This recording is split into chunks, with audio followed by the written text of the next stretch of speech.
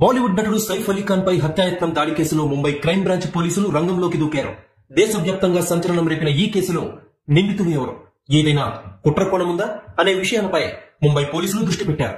జనవరి 16వ తేదీ గురువారం తెల్లవారుజామున 2:30 ప్రాంతంలో సైఫ్ పై ఇంట్లోకి ప్రవేశించిన చొరబాటుదారుడు దాడికి పాల్పడ్డాడు.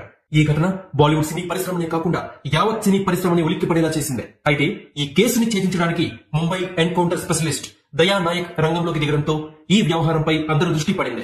ముంబై నడిబొడ్డున ఉన్న బాంద్రాలో అత్యంత కట్టుదిట్టమైన సెక్యూరిటీ జోన్ లో ఉన్న సైఫ్ అలీ ఖాన్ నివాసంలోకి ఓ అగంతకుడు చొరబడ్డాడు.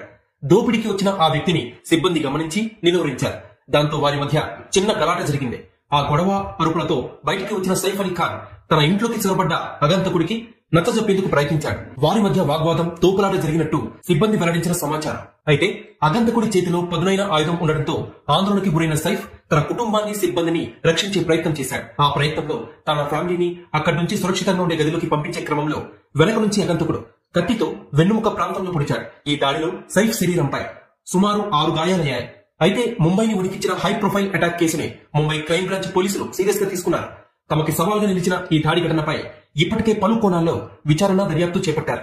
ఈ కేసుని ప్రముఖ ఎన్కౌంటర్ స్పెషలిస్ట్, నేరస్తులకి సింహస్వప్నం దయా నాయక్ కి అప్పగించారు. దాంతో ఈ కేసు మరింత ఆసక్తికరంగా మారింది. ఈ కేసు దర్యాప్తుని ఎలా ముగిస్తాడు అనే విషయం క్రేజీగా మారింది. సైఫ్ నివాసంలోకి వెళ్లిన దయా నాయక్ తనదైన శైలిలో విచారణ మొదలుపెట్టారు. అన్ని ప్రాంతాలకి కలియ తిరుగుతూ కనిపించారు. ఫోన్ లో అధికారులకి సమాచారం అందిస్తూ బిజీగా కనిపించారు.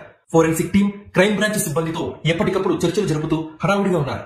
ఆయన ఫోటోలు, వీడియోలు సోషల్ మీడియాలో వైరల్ అవుతున్నాయి. కర్ణాటకలోని ఉడిపి ప్రాంతానికి చెందిన దయా నాయక్ 1995 సంవత్సరంలో బాంబే పోలీస్ విభాగంలో చేరారు. జుహు పోలీస్ స్టేషన్ లో ఆయనకి పోస్టింగ్ ఇచ్చారు. అదే ఏడాది డిసెంబర్ 31వ తేదీన తొలి ఎన్కౌంటర్ చేయడంతో ఆయన పేరు ముంబై నేర ప్రపంచంలో మారుమోగిపోయింది.